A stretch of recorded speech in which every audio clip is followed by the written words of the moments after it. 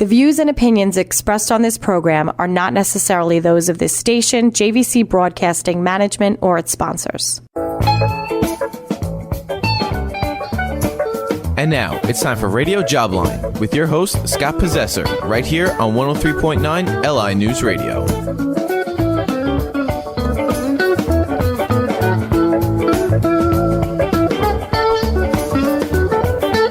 Welcome, everybody. It must be Saturday afternoon from 2 to 3 p.m., or it might be Wednesday night from 9 to 10 p.m.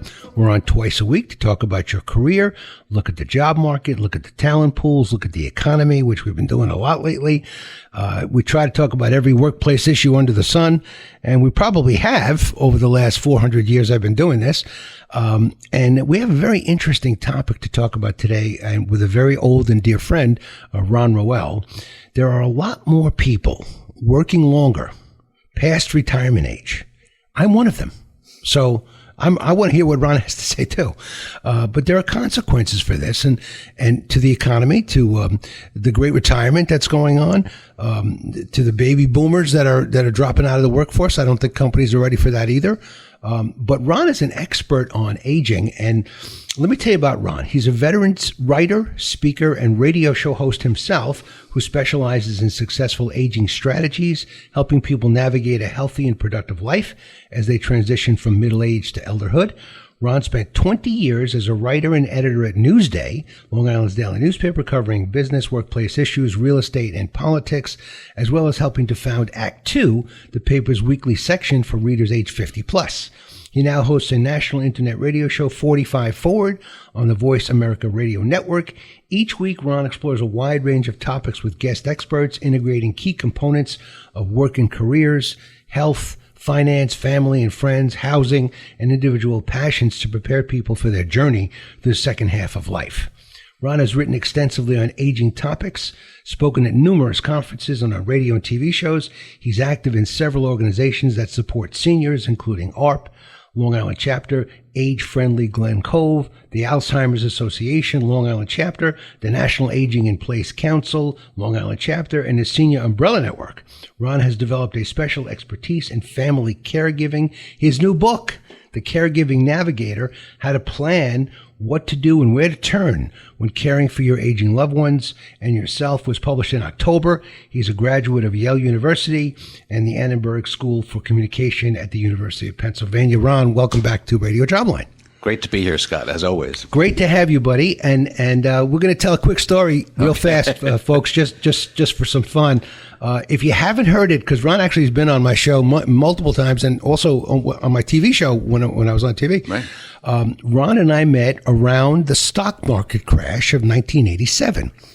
And I had been writing to Ron and actually whining to Ron about all the quotes he was giving to a firm in Chicago called Challenger Gray and Christmas.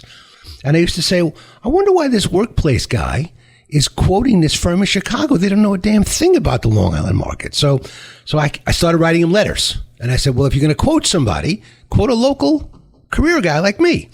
So never got a call. Then the stock market crashed.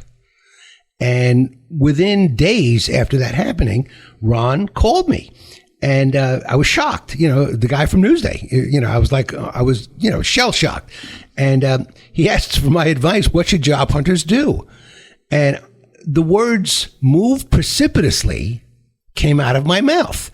And I had never used the word precipitously in my entire life, and I still to this day don't know what made me say those words. Anyway, I wake up the next morning, and after the interview, and I see the words "move precipitously" in giant print, says Scott Possessor, president of the name of my company at the time was Career Planning Consultants. And I called Ron again, and I said, Ron, is that the best you could do? You move precipitously? So I started whining and complaining to him again.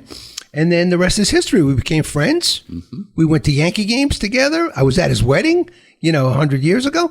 And we've remained friends all these years. And Ron has taken a great turn with this Caregiving Navigator, which we'll talk about when we get some time. Right. But first, Ronnie, we have a lot of people working longer than they expected to. Right.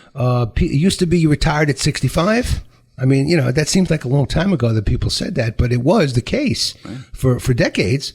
And now people are working into their 70s And so, and even 80s, Joe Biden's in his 80s, he's still working. Yeah. So we're an aging society, and I do suspect that it's somewhere along the line, a lot of these people are going to retire. Now, I wonder if the companies that are out there recruiting for candidates and talent, if they're ready for this great retirement that I think is going to come. Yeah. I think no one's ever ready, really. Yeah. They think they're ready, but they're never really ready. I think part of the problem is they look at who's coming up behind us. I'm one of those folks like you. Right. So they're making some choices and calculations about, number one, I need people with expertise. These people have expertise. They don't need to retire entirely. I can keep them as consultants, use their expertise to train younger people, save some money. And they look at these people and say, well, there's still a passion about them. They still want to be active. They still want to be engaged. If there's a lot of studies that say as you get older, if you lose a sense of purpose in life, your longevity goes way down. So for a lot of folks, including myself, having a sense of purpose as part of your work is essential to keeping you young, literally healthier. Yeah. And so that's what I think is happening. I think there's still going to be adjustments. I think a lot of people, because of the pandemic, were working at home and they like being at home. And then they said, well, why am I commuting? Why am I doing all that stuff? So they made career changes. They made decisions to say, well, my family is more important to me now. I'm going to make it, I'm not going to commute. I'm not going to work as much. So their priorities did change. And sometimes what they did at work, having the pandemic pause, got them thinking about what do they really want to do. Because many people, as they, you and I have talked before about, as you get older, you're like, okay, not as much road ahead as behind. So what do I really want to do with these years? So they are retiring or just doing something different. And it is going to be somewhat of a shock to the system because the numbers behind us are much smaller for a lot of reasons, right? A lot of folks had fewer kids, so the demographics are shifting. And I think there is a cultural shift in reorienting, what work means to you. And go ahead. And one of the great disruptors here is parents. So if you're 50 or 60, your parents are 80 or 90. Right. And then you have to kind of take care of them, and that becomes a problem because you're working still. So you're not just sitting around able to take care of your older parents. So that becomes disruptive to a person's career. And I know that's why one of the reasons you put together the Caregiving Navigator, to help people with the right information. It's all such a mystery, Ron. It's like when you have a baby. There's no manual. Baby doesn't come with a manual. You can buy a lot of books, but there's no manual. And there's no manual with older folks either. How to deal with it, how to get ready for it, how to prepare for it. So how not to let it consume you so that it disrupts your work. Right. Yeah. And so there have been studies too looking at levels of stress of people at different ages. And they've done interesting comparisons to younger people in their 20s, post-college kids, and people in their 60s. And there are extraordinary similarities in terms of the levels of stress, because in each of these cases, as you point out, you're going from a lot of structure to no structure, potentially. So you've got to figure it out, and there's a lot of anxiety, a lot of stress. Like, as you said, what's the roadmap? So you graduate from college. Sometimes if you know if you're going to be a lawyer or a doctor, you have somewhat of a map. But if you don't do that, you're wondering, all right, what am I going to really do? And the same thing, if you're not going to have a traditional retirement where you say, well, I'm 65, I'm going to go to Florida, which is nothing wrong with that. But if you're not going to do that, if you have a lot of things you want to think about, there's a lot of stress and anxiety. And as you point out, because of longevity, we used to talk about, the sandwich generation, right? So baby boomers who were taking care of their kids and then taking care of their parents. But now, though, we have, as you said, what I call a club sandwich. People in their 60s and 70s taking care of their 90s, and then their kids coming back of them are taking care of them as well. So, it's a lot of caregiving, and there are lots of family stresses and work stresses. But there are lots of things you can do about it, and that's part of what I want to do in my book. All right, and we're going to get into the book a little bit later. Right. But let's also, I think people might be curious, how did you get involved in this? Like you were the workplace beat writer, you were of Newsday, and you did a fabulous job all those years, Ron, and real estate and so on. But how did you get into this aging thing? Well, it did start a little bit with covering the workplace, because in the late 80s and 90s, there was quite a bit of work at the time on just looking at, projecting ahead at the aging workforce. So there are a lot of big studies about older workers. And so covering the workplace was different from just covering previously people were labor reporters. And I said, no, I want to just cover the whole workplace. And so I did a number of pieces about older workers. What were the coming trends years from now? Ken Dykewell had just come out with the age wave, so he was looking at all these demographic trends. And then several years later, I was actually sitting in on I got an invitation to a financial planning seminar. And I said, man, okay, I'm not going to write a story about this, but let me see what this guy has to say. And what he said was, there were older people mostly in the audience, and he said, well, how old do you think you're going to live? How old do you think your children live? How old do you think your grandchildren live? And so then it became like, wait a minute, there are a lot of years here.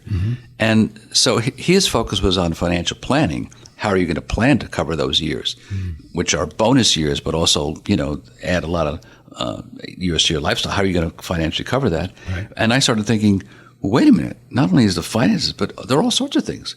How are you going to live? Where are you going to live? What do you want to do? How do you want to travel? Do you want to keep working? Do you want to retire? So all these issues came up, and as a result of this, I mentioned this to my editors, and that was essentially, and I said that the meme I used was just, Act 2, that, you got to the traditional retirement age, 50 or 60. It's like, what's your second act?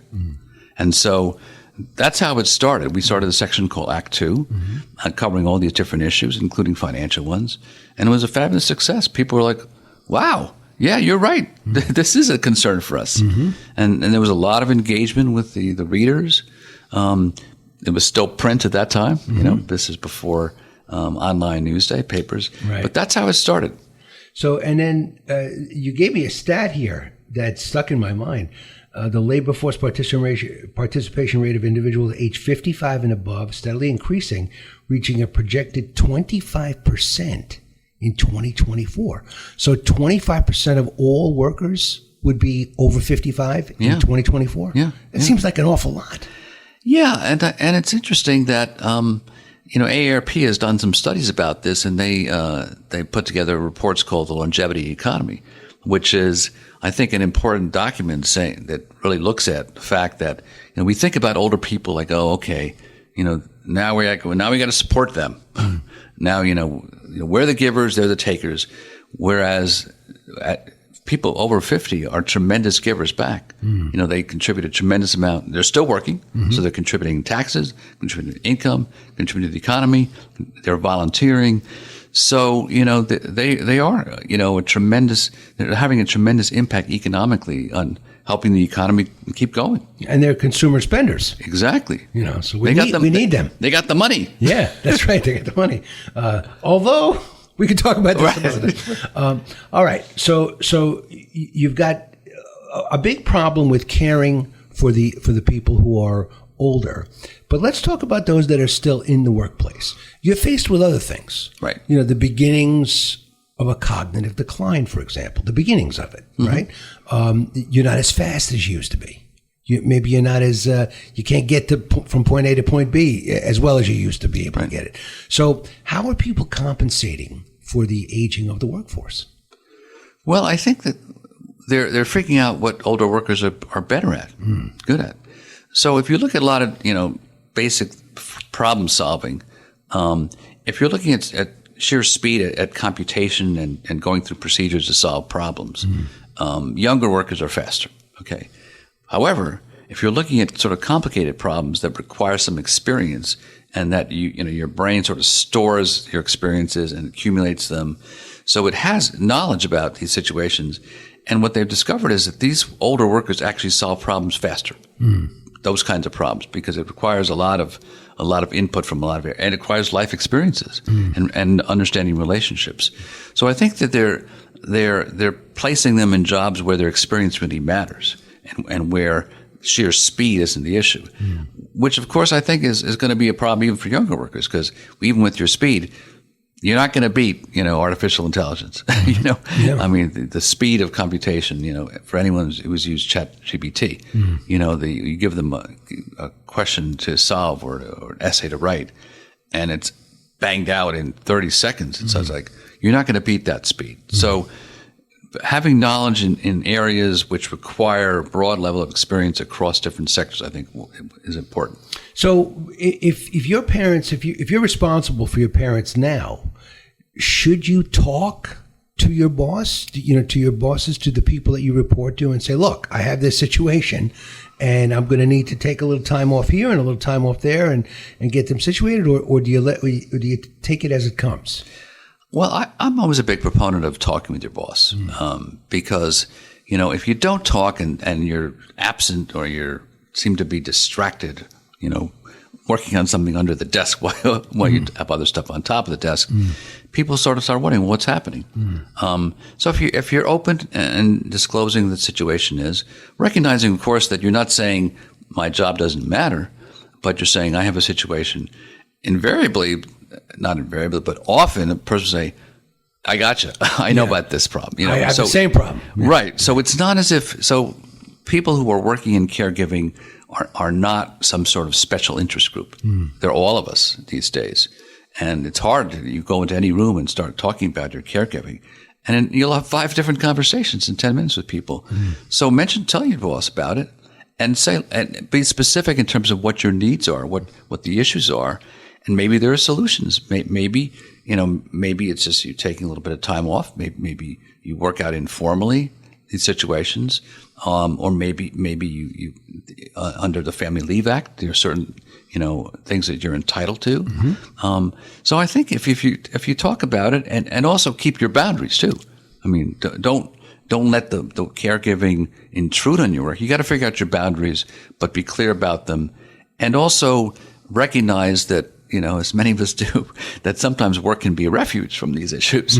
So value your work, value who you are. Don't get totally absorbed in the caregiving. And then the whole uprising that has taken our nation by storm about remote work and hybrid work situations, I have to believe this have been helpful, because this is giving you a little more time at home, where you may not be required to spend the whole day helping somebody, but maybe you get them a glass of water, maybe you help them take their pills or something. How long does that take? It takes a minute out of your day, but you're right there in the house to do it.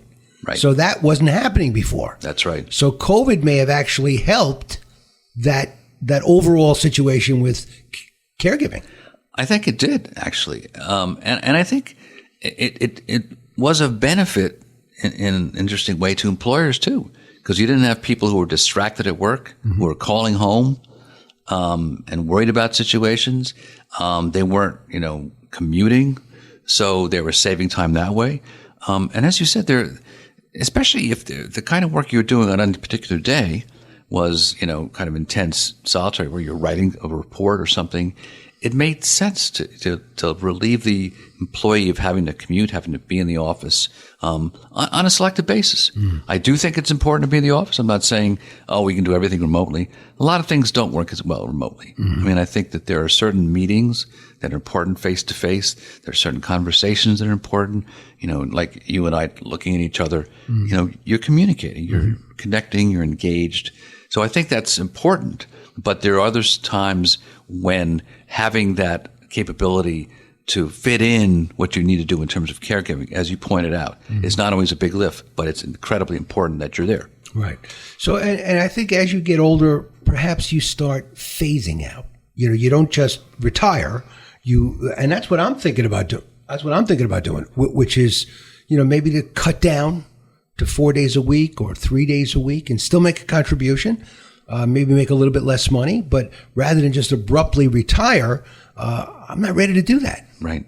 Absolutely. And I think also employers are recognizing that, wait a minute, Scott's got a lot on the ball still. If we have a phased retirement, that gives us some time to save some money and also have him work with people who may take over some of his job. Mm-hmm.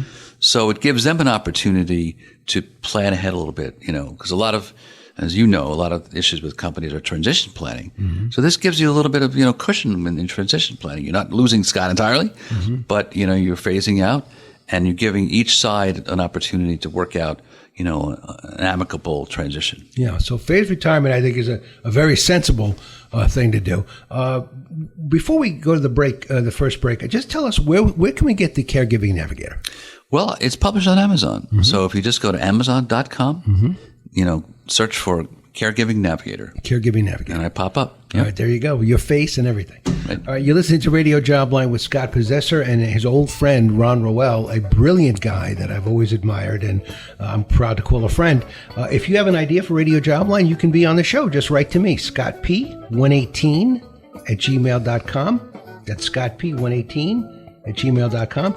Let me know what your idea is. We're happy to have it on the show. Even if you can't make it, we'll still talk about it here on Jobline. Also, connect with me on LinkedIn. Every show after it's broadcast here on 103.9 FM LI News Radio, we put it on LinkedIn so you can see it and keep a library of shows and go to our blog and see that too at execsally.com. We got a news break coming up. Stay with us.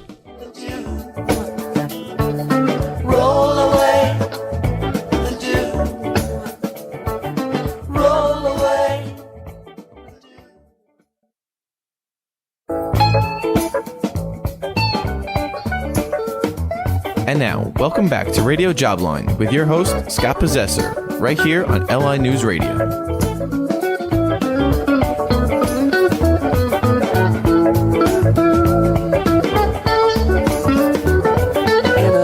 Welcome back to Radio Jobline. You listen to Ron Roel today. He is fabulous, an expert in multiple fields, especially this one we're talking about today, which is the aging population and how to deal with aging in the workplace and take care of people who are aging when you're in the workplace. And his new fabulous book, The Caregiving Navigator, which I was, a party to years ago when when it first became an idea. And I wanted to just say, Ron is a veteran writer, speaker, and radio show host. When can people hear your podcast? Well, I record it live. It's an internet radio on Monday afternoons at 3 o'clock Eastern Time. So they'd go to Voice America Network? Yeah, voiceamerica.com, and then you click on and look for 45 Forward, and you click on the show. And then so you can listen to it live, but then it becomes a podcast. Right. So then you can you can listen to it anytime after that. What are some of the topics that people, let's say the last few topics you've done?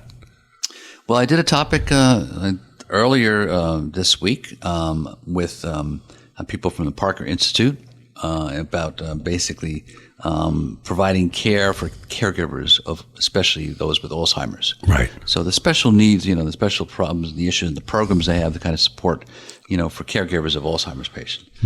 I've done some shows on careers. I've had you on the show. Right. A couple of times. Clearly, those were some of your better shows. Absolutely, big numbers, big numbers. Yeah.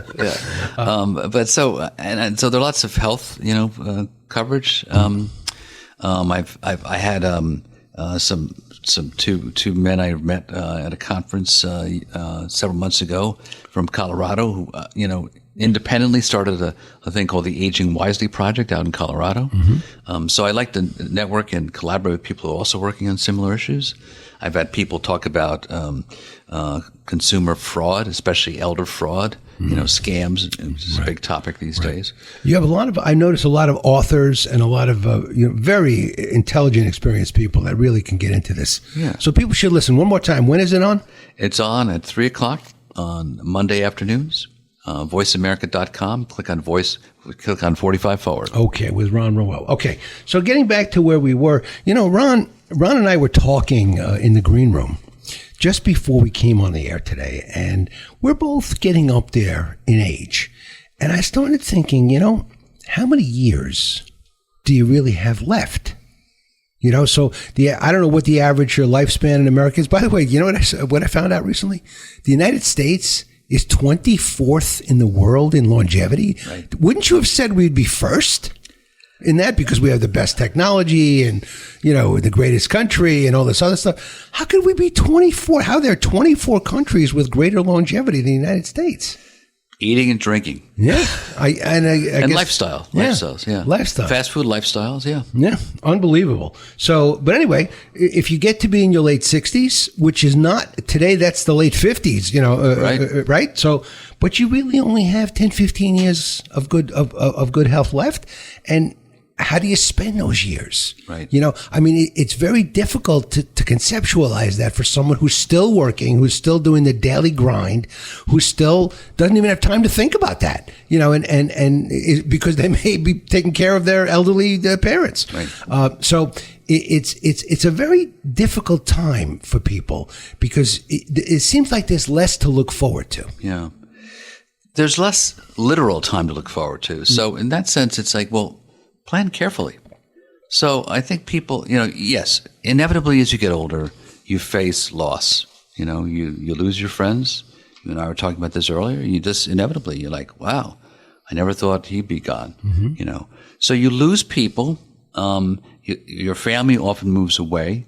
So you have to think carefully about how you turn loss into gain. So what do you gain from that? Well, you gain some certain clarity. You start focusing on things that matter. You start letting go of things that don't matter.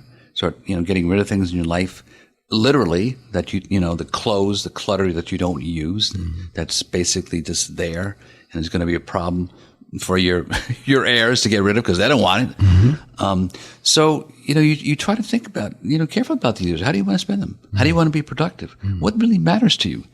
What kind of legacy do you want to leave? So you do estate planning and you do planning for your heirs, but then it's like, well, what kind of legacy? What do I want people to remember about me? So a lot of people start thinking about putting together letters for their children about this is who I was. This is what mattered to me. And it makes a big difference to people. It just seems. My only point was, I'm not sure people think about this enough. That's what I'm trying to say. I think they need to actually, before they get there and they begin their cognitive decline, if they're going to have one, right, they should have already been thinking about this, whatever with your wills and trusts and estates and all your financial situations, your family and so on. But you used to talk about having the conversation. Right. Right? I remember that was part of your book and part of your thinking, and you used to write about it too. Yeah. How important is having that conversation? Well, it's really critical, and it's critical, and it's not easy at the same time. And it can happen from often, parents saying, "I need to have a conversation with my kids," or sometimes kids saying, "I want to have a conversation with my parents." But there are lots of obstacles. There are emotional obstacles. People don't want to talk about it. In part, I think there's just, I don't know if it's just this culture, but probably predominantly this culture. We don't like to plan much. We like to be spontaneous. And there's something to be said for living every day. However, I think that a lot of people have what I call PDD, planning deficit disorder. That's a great one. They don't like to plan. Yeah. It's like, so I've got a couple hours. What am I going to do? I'm going to watch football. I'm not going to plan. Right. But you need to start thinking about it. You do need to start. My other analogy is, as you said, life goes fast, and it's like you're driving, in a fast car and the road is winding, curvy. And you know what happens when you don't slow down around a curve, you go off the road. And so that's what happens to a lot of people as they get older. They face inevitable issues of health and financial potential issues. And they don't plan, and they're off the road. When do you think people should have this conversation? Well, I think that you should have this conversation, well, first of all, before there's a crisis. That's the main thing. And people said to me, well, people don't really plan. They plan crisis to crisis. And my response is, yeah, I know. And that's what I'm trying to avoid. I want to get people recognizing that is a reality, to get them a little ahead of crises. So I would start having these conversations when if you're in your 60s or 70s, when your children are in their 40s, as they approach 50, and say, listen, I want to be open. I want to be open about what I want to do. You need to tell me what you want. It's not easy because given how we live these days, our kids are all over the place. So you got to figure out a way to get them together. one of the ways to have these family conversations is to use the holidays as a means to do it. I mean, don't do it at Thanksgiving dinner. Right. But if you're around for the weekend or find a time to sit down.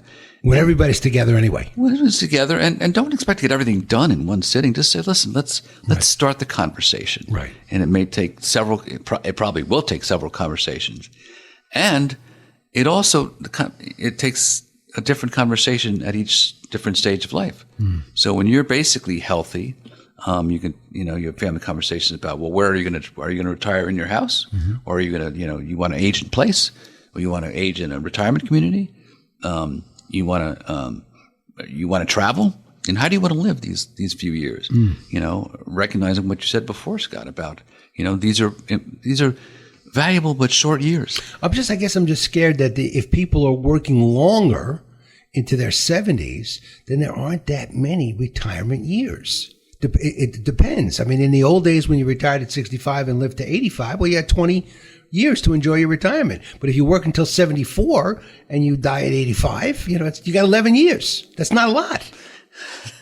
That's true, but that's where we're talking about phased retirement. So you start thinking about it earlier, and people do start, taking what I call mini retirements. So if you have a boss who is amenable, take a month off, in your 50s, not in your 60s or 70s, where you can start really looking at, well, what is it you really want to do?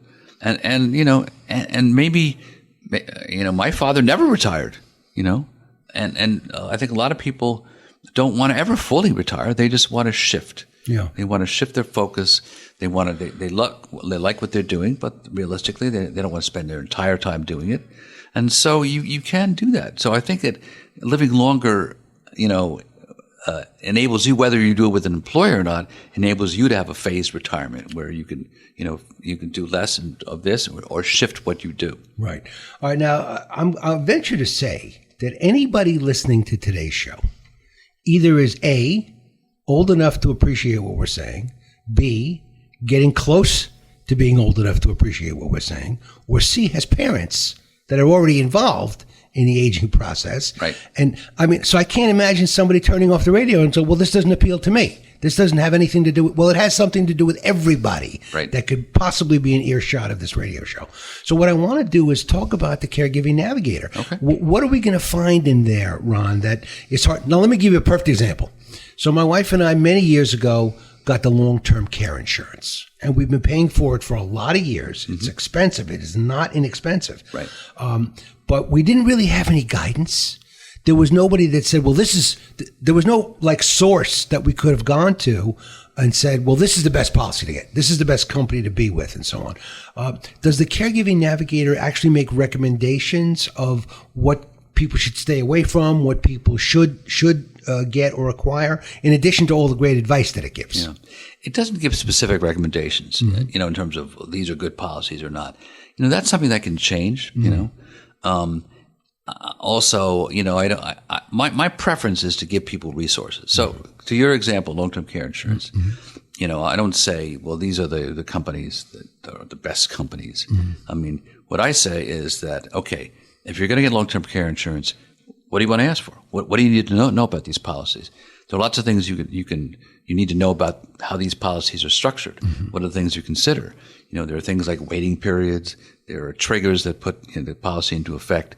So I say, if you're considering a policy, number one, this is where you find the companies that offer it. So when you talk to representatives of these companies, these are the questions you need to ask them. And you may have more questions, but here's a basic template. Because I think, so there are lots of checklists, there are lots of lists of resources, and I give people, sort of directed guidance, in terms of how to make decisions about it. Because it's hard because everybody has a different caregiving experience and different needs. So I'm not going to say prescriptively, well, do this. I'll say, well, here's the things you need to consider, and you need to look at them, talk with your family, and figure out what things are priorities for you. So in terms of long-term care insurance, a lot of people, as you mentioned, it's expensive. So I say, well, here are the different kinds of policies. There are hybrid policies that are now people are getting with life insurance policies. So these are the different kinds of policies to consider. Now sit down and figure out, what you need to do that fits your needs. Right. So if you had to pick out some highlights, from the book, it's a substantial book. I'm going to get mine signed today. All right. What sort of advice would you give to people who are in the position of having aging parents or aging themselves? Right. Well, the first one is what we mentioned before about planning. So I say planning, and recognize that the plan may change. It's just a draft, but have something that in the works, because inevitably you're going to probably plan A, plan B, plan C, but be working on it and be aware of it, because the longer you put off planning, the fewer options you have, especially in things like long-term care. Mm-hmm. Another thing is just I list lots of different experts and senior experts. Mm-hmm. There are lots of different fields, from gerontologists, there are senior advisors, there are people who specialize in helping you transition when you downsize, or if you want to move somewhere, or you want to go into assisted living. So basically, work with a team of experts. Mm. Don't try to do it yourself. Aging is a complicated business. And so don't be afraid to ask people when you need help. So I list organizations where you can find these experts, and then you can interview them. In some cases, like if one of your loved ones is going into a hospital or is going into a rehab facility, mm-hmm. they're patient advocates that you can work with to help guide you through the system. Mm-hmm. So recognize that this is a team effort. A lot of it is your family and friends, but there are other professionals to engage, especially if you're having problems with your family or friends. Right. I hear you. So what else? I mean, we all have to have the right insurance, the right financial support, and all of that other stuff. What about the emotional side of all this? Is there help in there too for people that are struggling with the process? Yeah. There's lots of help, Scotty. There's there are social workers you can talk to. Mm-hmm. There are organizations. So there's the last section of the book, which is called Caring for Yourself, Caregiver, which is essential. The analogy a lot of people, or the metaphor a lot of people use, is when a flight attendant comes around and says, well, if the oxygen mask drops, put it on yourself first, mm-hmm. right? Don't try to do it with your children, because if you pass out, you're no good to them. Right. So there's a whole section about caring for yourself. And there are organizations, especially, for example, if one of the hardest periods, right, is when your parents, get increasingly severe dementia. Right? That's very hard, tough. So there are support, like the Alzheimer's Association and other. I list there are actually 4 good organizations on Long Island mm-hmm. that offer support and education for people who take care of those with dementia. Go to these organizations. They have support groups. There's a support group there are support groups for different chronic diseases, but there's support groups for Alzheimer's patients. There are general caregiving support groups. So talk to people who are going through the same experience you are, and say, this is what I'm doing. This is what I'm going through. And they say, well, this is what I did. This is what help. So the help is there. And so I list, where you can find these support groups. How about all this explosion, though, of dementia? I mean, we didn't even talk about it 50 years ago. It was not on the radar, occasionally. Right. Occasionally. But now it's, because people are living longer, there's more dementia, and there's also more recognition of it, and more, I think, healthcare realization of it. Right. But wow, it's exploded. Yeah, that's one of the, the outcomes of the baby boom generation. Yeah. Big population, living longer, living healthier for a while, but dementia isn't the product of age. But as you get older, the risk increases. So the risk increases dramatically when you're in your 80s. But there is also, early onset dementia, Alzheimer's, and as you just mentioned, some of it is just recognition, diagnosis. As you said, in the old days, people said, oh, he's just going senile, right? That's what it was, senility. No real understanding about dementia and the different kinds of dementia. And also, they're working pretty furiously trying to come up with some cures. There's no cure yet. There are ways they've found a couple things that they think can target it, can slow it down. But it will happen. It will happen. In the meantime, though, there are things that I think that as we also work on keeping healthier, they have discovered that that there are ways to reduce the risk of dementia by being healthier. Healthier eating does make a difference. Getting sleep, proper sleep makes a difference. That's one thing they've discovered is getting, poor sleep increases your risk of dementia. So we're finding, we are honing in on different aspects of the diseases and what you can do about them to live healthier and longer, and work with people who are especially trained to communicate with people who have Alzheimer's. Yeah. So there's a whole process of training, and there are good people who will help you say, listen, people are, who have Alzheimer's have no future or past. They're in the present. So what do you do with that? How do you appreciate that? How do you live with them? How do you stop trying to be stressed out and manage them all the time? Just be with them. And then, again, how to find support, how to get respite. That's a big thing these days. Recognizing it, just when you were a parent raising your kids, it was interminable. You never got to sleep. So what was your respite? Your grandparents. That was your respite.